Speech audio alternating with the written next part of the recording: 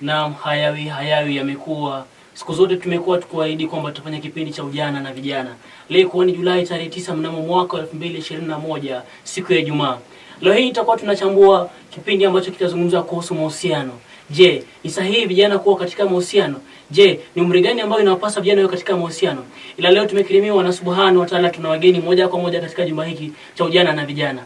Labda kwa kiasili nitangulize kwa jina lako, labda wasikilizaji pia wakufahamu mwanzo. Kwa majina anaitwa Frida Kioko.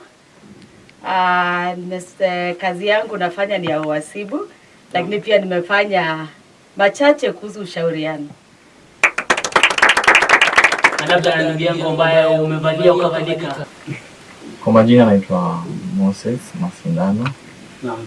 Na mimi hufanya mambo ya falsafa, chambua Kiswahili, mambo ambayo yanakumba jamii yetu kiujumla. Kundu kabisa. Naam, labda mwanadada. Mimi naitwa Wamboi Gadua. Mimi mfanyikazi katika customer service, lakini pia napenda kuzungumza mambo ambayo inahusiana na vijana. Na mtazamaji, ni wageni ambao tuko nao siku ya leo katika kipindi cha ujana na vijana. Mwanzo tupate mapumziko, kisha tunarejea muda si mrefu. Nitawako na kupeli Nehemaya.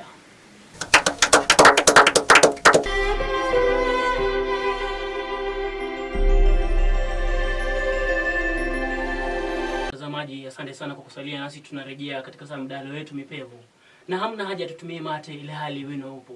Na labda nisikue mchoyo wa fadhila. Nitaanza na ndugu yangu. Mahusiano imekuwa swala kubwa sana katika maisha ya vijana. Wanasema kwamba lazima kijana kabla aitwe kijana lazima awe katika mahusiano. Lazima awe katika mapenzi. Je, mahusiano labda ni nini mwanzo? Mahusiano, naangalia kujaribu kutafsiri mahusiano ni kwamba mahusiano ni ile hisia ambayo mwanamke anamhisia mwanamume ama mwanamume anamhisia mwanamke. Na je, usipokuwa na hiyo hisia, je, itakuwa ni mahusiano? Mahusiano sio lazima kwamba kuna yale mahusiano makubwa, ile hisia kubwa. Naam. Ya kijana kwa msichana. Kuna wale ambao wanaishi kwa mahusiano lakini bado wanapigana. Kuna wale ambao wanaishi kwa mahusiano lakini bado wanauana. So mahusiano sio lazima yawe yale mahusiano mazito ambayo kijana maybe anamhusisha msichana fulani ama msichana anamhusisha kijana fulani. Na tunataka tuzungumzie mahusiano ya kimapenzi. Hasa sisi kwa vijana ambao ni wanachuo. Haya mahusiano yamekuwa yakitendeka kuanzia zamani. Utamsikia kwamba kijana amejua kwa sababu ya mahusiano, amevunjwa moyo kwa sababu ya mahusiano. Je, kwa mtazamo wako mwenyewe binafsi, kitu gani ambacho kinasababisha kijana ajitie kitanzi au msichana ajue atoke kwa sababu ya mapenzi? Mbona mtu afike kwa hatua ya kwamba mimi naacha shule kwa sababu ya mapenzi? Na labda tuanze kwa ndugu, unaona chanzo ni nini na suluhu labda ni yepi? Kwanza kabisa niseme nimejihusisha katika mambo ya ngono. Naam. Alafu nikapata ugonjwa wa ukimwi. Ndio. Jamii yangu itanikataa, marafiki wangu watanitenga. Kweli? Kazini nitatengwa, kila mtu atanitenga kwenye jamii. Naam. Nitafanya, nitaamua nitoke pale, nijitie kitanzi, nife. Kwa sababu ni aibu. Kwa nyingine chanzo inakuwa ni aibu. Ndivyo. Naam. Yeah. Kingine ni kwamba tuseme nimempachika mtoto wenyewe mimi. Naam. Alafu kwa kwao wameniletea mtoto kwangu. Sina kipato, sina kazi. Tafanyaje? Nitajitia kitanzi. Naam. Kwa hiyo chanzo inakuwa ni umaskini, ukabwela na aibu. Kabisa. Na labda je, swali ambalo ni za awali lakini sijapata jibu sahihi. Ni umri gani ambayo inapaswa kijana awe katika mahusiano? Kulingana nami siwezi nikasema wakati fulani, lakini ni mzuri uelewe umuhimu wa hiyo mahusiano. Unataka kupata nini kwa hiyo uhusiano? Kwa sababu hatuwezi sema miaka 18 ama miaka 22. Watu koma umri tofauti. Je, kama ni mtoto ana miaka 10 na najua nataka nini katika mahusiano, kwa hivyo aingie, manake umri haijalishi? Unajua uhusiano si mbaya. Uhusiano ya kimapenzi lazima tukubaliane si mbaya.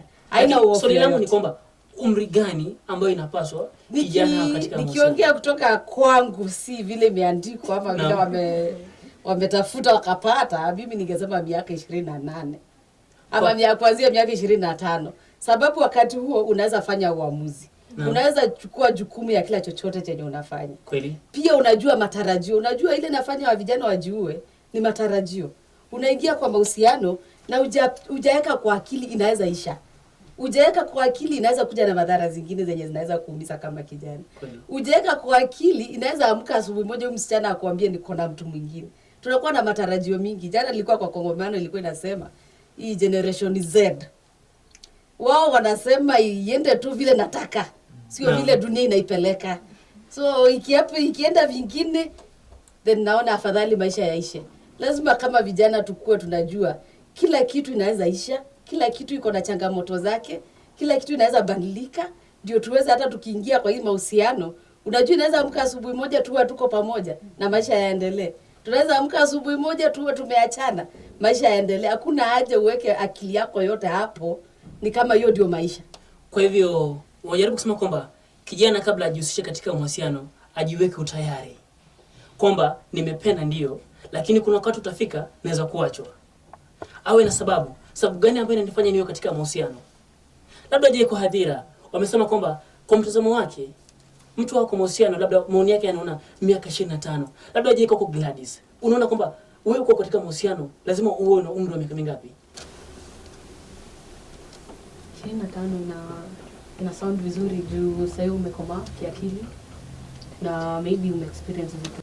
Na labda kwako je umri gani ambayo inapaswa mtu awe katika mahusiano? Kulingana na mimi as long as uko 18 na uko ready kwa kwenye mahusiano ni sawa. Ni kama je uko miaka 18 lakini haupo tayari. Kwa hivyo usiwe katika mahusiano. Usubiri wakati ambao utakuwa tayari.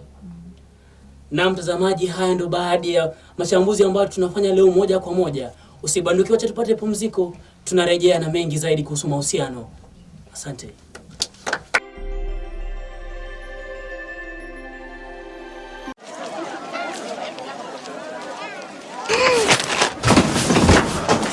Do your gums hurt? Yeah. Does your toothpaste contain sage, eucalyptus, myrrh, chamomile? All that in one toothpaste? Yes, try Colgate Herbal. Colgate Herbal contains nature's best herbs and Colgate's fluoride technology to give you strong teeth and healthy gums. Ah, Colgate Herbal. Let's go.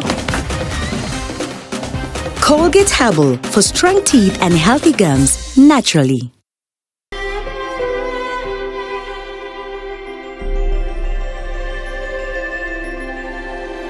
Mpenzi mtazamaji, tumerejea katika kipindi chetu cha ujana na vijana. Awali tumekuwa tukizungumza kuhusu mahusiano. Je, kijana inapaswa awe na umri gani katika mahusiano? Lakini leo nataka tuzungumzie kuhusu mapenzi ya jinsia moja. Naam, na labda kwako kuna hili swala, msichana anamchumbia msichana mwingine. Nimejaribu kufanya uchunguzi wa kina na utendeti sana kujua chanzo ni nini. Labda kulingana na maarifa yako, manake swala hili si geni katika sikio lako. Labda je, chanzo inakuwa nini imsababishe msichana amchumbie msichana mwenzake?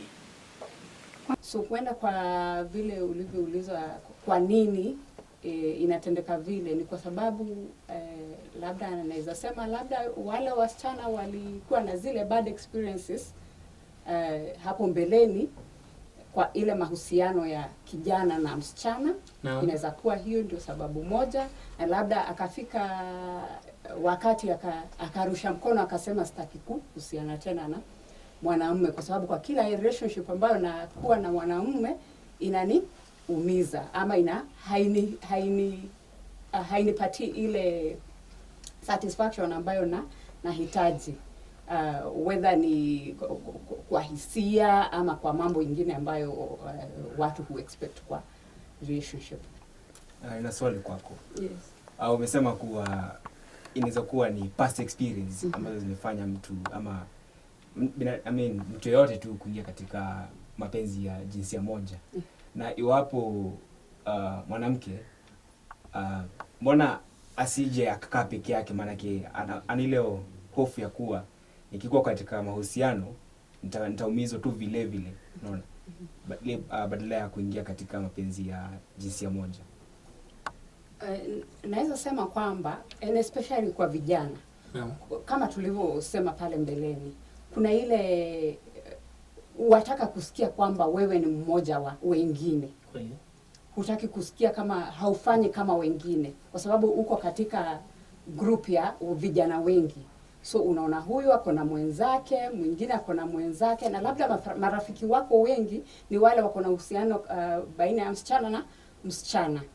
So unasikia kama wewe uko nje ya ile group ama ile tribe kama wanavyosema. Na ndio usikie una fit in, unaamua kwamba hata kama hivi sivyo nataka, nitafanya hivi ndio kufurahisha wenzangu, ndio nisitolewe katika mambo ambayo wanahusiana nayo.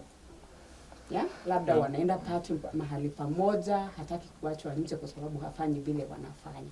Naam, labda naona una hoja ambayo unataka kuidondoa. Kuongezea kwa ambacho mwenzangu amesema, maybe yule mwanamke anataka kujitimiliza haki zake za kimwili.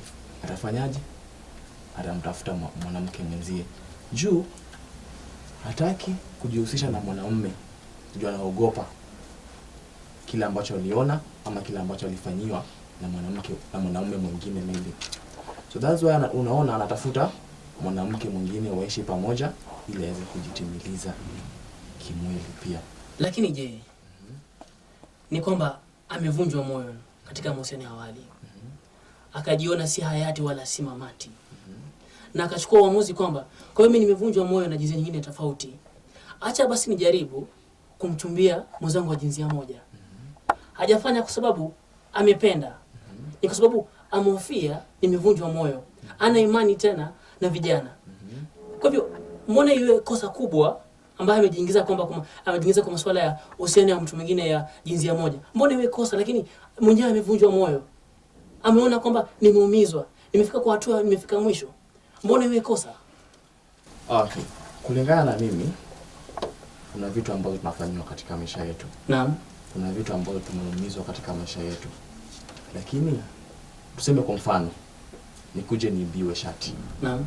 Tenda kumwibia mwenzangu shati juu nimeibiwa? La. Si ndio? Naam. Sasa naweza sema kwamba ameumizwa na moyo mwingine. Mbona asivumilie basi, akae, atulie, apone, aendelee na maisha. Labda kidogo mama narejea kwako. Kwa hadhira, Shalim, mapenzi ya jinsia moja wanasema kwamba ni potovu, haipo kwenye maadili, kwenye asili yetu. Swala hilo unajua wewe unaonaje vipi kwa mtazamo wako mwenyewe binafsi? Kwangu mimi si mbaya. Kwa hivyo kuwa katika mahusiano ya jinsia moja si mbaya. Si mbaya. Kwa nini? Hupendi jinsia, unampenda mtu. Naam. Kwamba upendi jinsia, umempenda mtu. Mama swali nzuri ameuliza. Unasemaje swala lake? Mimi kwangu kibinafsi ningesema ni upotofu wa nidhamu. Lakini ile pale tunakosea kama wazazi ama kizazi ambacho kimetangulia wale wengine ni kukua tuwaambii madhara yake, tunawaambia tu ni mbaya. Tunawaambia tu haifai. Je, katika madhara hayo wenyewe ni yapi? Jambo la kwanza nikiwa Mkristo nitasema iko kulingana na kitabu chetu cha dini ambayo ni Biblia. Hayo si madhara. Kwamba umekataza si sahihi. Madhara yenyewe ni yapi? Hayo si madhara. Kwanza uhusiano wa mwanaume na mwanaume inaeneza hizi magonjwa za zinaa. Naam. Inaenda haraka. Pia HIV ni rahisi. Samahani kidogo nikukatize. Je, mapenzi ya mwanaume na mwanadada, haya magonjwa hayaenei? Si kwa ile kiwango yenye itaenea kama ni jinsia moja. Kivipi? Itaenea kivipi kwa jinsia moja? Nimekataa. Mbona hoja yake uliungani nayo kabisa? Kama ni STI zote tu zita spread to the same way. Manake ugonjwa wa ukimwi, huwezi sema kwa sababu mwanamke anachumbiana na mwanamke mwenzake, ugonjwa wa ukimwi utaenea sana. Huwezi niambia kwa sababu mwanaume anachumbiana na mwanadada, ugonjwa wa ukimwi haiwezi kuenea. Kimaubile inawezekana. Kwamba vile mwanamke alivyoubwa inakuwa rahisi kupatwa na haya magonjwa kuliko mwanamume. Na hii mwanaume akichumbiana na mwanaume mwenzake, maana yake sawa ni wanaume, hayo magonjwa haitazagaa kwa urahisi. Kama unaweza nipatia muda na explain zaidi, kama mahusiano ni ya mwanamume na mwanamke, Naam. Mwanamke ako na ile anaweza patwa na haya magonjwa kwa njia ya urahisi kuliko mwanaume. Kwa nini? Kwa sababu vile tumeumbwa kama wanawake ni kwamba vitu hutuingia, for the lack of another way of explaining it na kwa Kiswahili. Naam. Ni kama tunapokea. Ilhali wanaume yao ina happen nje. So kwa ile kama ni zile viruses kukaa pale kwa mwanamke itakaa zaidi na inapatia ile opportunity ya kugrow na kuweza kukua maybe kama AIDS ama whatever virus. Lakini kwa mwanamke na mwanamke naweza sema kwamba haitakuwa rahisi. Manake both of them wanapokea lakini nani anapea mwingine? Sema hii magonjwa tu ya kirahisi lakini si ile inasababishwa sana kwa penetration. Hili swala la mapenzi ya jinsia moja, kila jambo lina faida yake na kila jambo lina athari yake. Labda nianze kwake mwenyewe, alisema kwamba sio mbaya. Je, faida yenyewe ni gani mapenzi ya jinsia moja, Shali? Ziko mingi tu. Kama gani sasa? Kama mimi personally, si personally. Naam.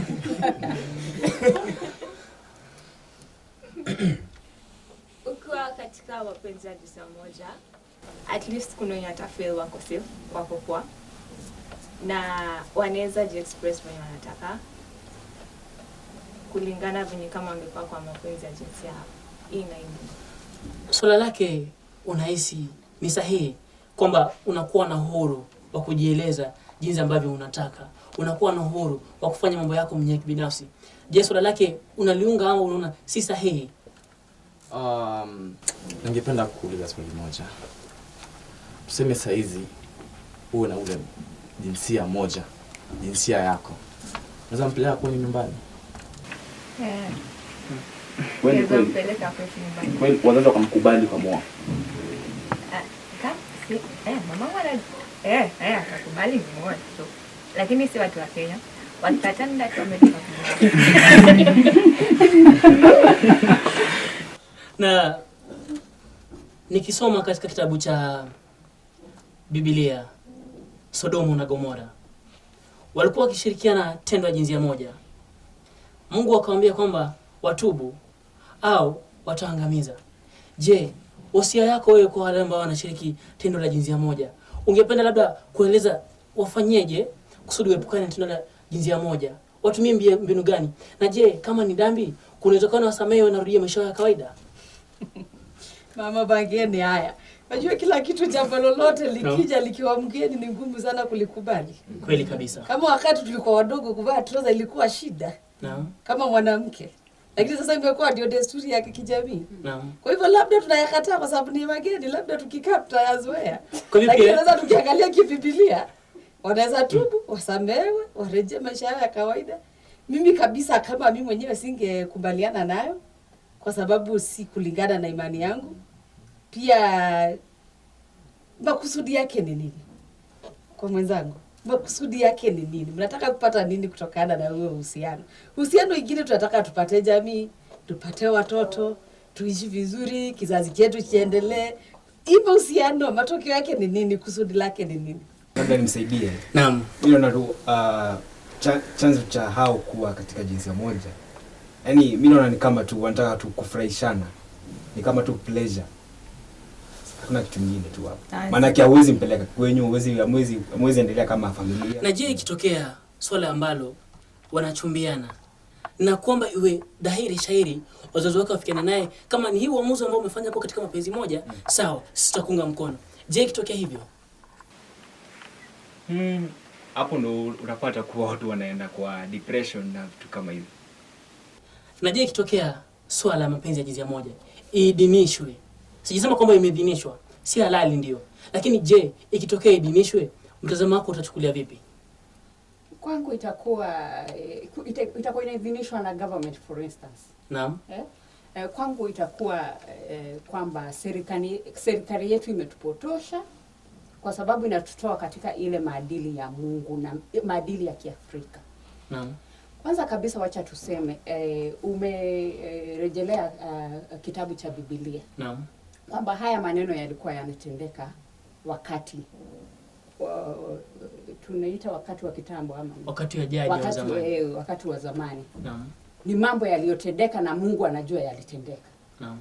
Lakini si mambo ambayo Mungu aliyapenda. Na ndio maana akasema kwamba either watubu ama atawaangamiza. Sasa ni vizuri tufahamu kwamba haya maneno inaendelea. Tusikue ignorant kwamba haya maneno hayaendelei. Lakini ni jukumu kwetu kama wazazi, tukilea wale watoto, jukumu lako ni kumpatia ile maadili nzuri. However, huyu mtoto akishatoka kwa ile mikono yako, aungane na wengine katika dunia, hauna ile control. Lakini Biblia yenyewe inasema kwamba mfunze mtoto maadili mema. Hata akipotoka atayakumbuka yale maadili. Labda kwa swala la Mungu anaona si sahihi. Kumbuka kwamba si wote wanaamini kwamba Mungu yupo. Nitaanzia hapo. Si kwamba nakufuru, ila si wote wanaamini kwamba uwepo wa Mungu upo. Kuna yule ambaye atakuuliza, "Je, Mungu yupo?" Atakwambia, "Mungu hayupo." Na swala ambalo la maadili unazungumza. Kwa hivyo ni mzazi anafeli kumlea mtoto wake katika maadili. Kuna wale ambao wanalelewa katika msingi ya dini, msingi ya maadili. Ile nafikia umri ambao wanatoka wanakuja kutafuta masomo. Pale wanakuwa wenyewe kujifanyia uamuzi. Maishani sisi binadamu tunapenda kufanya uamuzi. Mtu anaamini uamuzi wa kichwa chake. Na kabla mtu afike katika hilo tendo ni uamuzi wa moyo wake. Mbona afinyiliwe kwamba si sahihi? Na tumesema kwamba mambo ya dini si kila mtu anaamini dini. Kuna yule ambaye atakwambia Mungu hayupo. Kuna yule ambaye atasifu Mungu. Je, naona kana kwamba wanafinyiliwa au ni uamuzi, the freedom kwa lugha ya Kimombo. Kila mmoja ana uamuzi wake, uhuru wake. Una uhuru wa kuzungumza, una uhuru wa kutembea. Labda kwa mwenzangu Wendy, je, unaona kwamba mapenzi ya jinsia moja si uamuzi wa mtu ambaye anafanya, si uhuru wake? Ni uhuru wa mwenye anataka kufanya. So ina depend sasa kama anataka ikue ama isikue. So freedom ni yake. Kwa hivyo swala la mapenzi ya jinsia moja hauoni kama ni potovu kwako? Ni uamuzi wa mtu. Potovu, but ni uamuzi wa mtu. Akitaka ni sawa, akikataa ni sawa. Kwa hivyo kile kitu ambacho mwenyewe unakiona si kile kitu ambacho mwingine atakiona. Ndio. Na kwako je, labda unaonelea kwamba je, mapenzi ya jinsia moja ni potovu, ni ukosefu wa maadili? Maana kuna watu ambao wamelelewa katika maadili kweli. Wamelelewa vizuri katika msingi ya kumjua Mungu, msingi ya nidhamu. Je, unaona kwamba wanafinyiliwa ambao wanafanya mapenzi ya jinsia moja, haki yao iangaziwi? Ni potovu. Lakini sasa mtu akitaka kuwa kwenye mahusiano na mahusiano ya jinsia moja ni freedom yake, na uwezi mnyima. Naam. Kwa hiyo ni uhuru yake. Kila mtu ana uhuru wake. Jinsi ambavyo una uhuru wa kupiga kura. Na labda wanasema kwamba ni potovu ndio, lakini ni uhuru wa mtu. Je, ilo tendo kwa mtazamo wa macho watu wengi si sahihi, ni upotevu wa maadili. Ungependa labda kuwashauri nini haswa wale ambao wanashikilia tendo ambao wameona kwa ni sahihi? Ungependa watu katika giza kwa njia gani? Maneno gani ambao utasema yawafariji moyo? Uone kwamba ili swala la mapenzi jinsia moja si sahihi hata kidogo. Ile yangu ya kusema ni kwamba kulingana nami nimesema si mzuri, ama kulingana na Kiafrika vile tumezoea si mambo mzuri, haitakubalika kijamii. Kwa sababu nimekuwa nikiwaza nikaona ni kama tunajipenda sana kizazi chetu. Naam. Bora chenye nafanya kinanifurahisha, sitaki kujali nani mwingine anaumia kando na mimi. Iwe ni mzazi, iwe ni ndugu yangu, iwe ni mtoto yangu, sitaki kujali. Naam. Ile najali ni furaha yangu. Bora inanifurahisha, nitafanya. Bora inanifurahisha na inanipendeza, hilo ndio nitafanya. Na labda je, usia gani ambao ungependa uwape wale ambao wako katika changamoto ya mapenzi jinsia moja? Manake si sahihi. Wanahitaji watu wa kuwapa mwelekeo. Wewe kama mama, ungependa kuwashauri vipi? Wafanyeje ndio kusudi watoke katika hali ya mapenzi ya jinsia moja? Najua si jambo rahisi kujitoa kwa hayo mambo. Kweli. Kwa sababu ni mambo utazoea na iwe uwezi furahia mapenzi ya jinsia si moja ama uwe mwanamke na mwanaume. Ningeshauri ya kwamba kama hujaingia sana ikakuwa umezoea, ni vizuri uanze urudie ile maadili ya Kiafrika. Kama umejipata umeingia kabisa na kutoka ni ngumu, tafuta usaidizi. Kuna watu ambao wamesomea mambo ya kushauri, wakusaidia utoke katika hiyo hali. Wanaweza tembea nawe najua wengine tunajipata. Naam. Umejipata ushaingia na unapata siwezi rudi nyuma na sina la kufanya. Ni vizuri pia utafute mtu ambaye ataweza tembea na wewe, akushauri. Kuna wachungaji ambao wamesoma mambo ya ushauri. Kama kabisa umekumbali ndani ya roho yako unataka kutoka. Kwa sababu pia kusaidiwa lazima ukue unataka kusaidiwa. Kama umeamua kuendelea nao pia, tahadhari, kuna vitu zenye unafaa kufanya pia uishi maisha mrefu. Kama ni mambo na kushiriki ngono wa mwanaume kwa mwanaume, angalia vile unafaa kufanya, kwa sababu hatuwezi sema toka kama hujaamua wewe mwenyewe. Ni uamuzi wako. Na mtazamaji, kilicho na mwanzo na kikosi mwisho. Natumai aliye na masikio na amesikia. Ni kipindi cha ujana na vijana ambao tutakuwa tunafanya kila siku, na natumai kwamba kila mmoja ameelimika, ameburudishwa na amefahamu mengi zaidi. Nitawako na Pili Nehemaya, tukutane inshallah majaliwa Mwenyezi Mungu akipenda.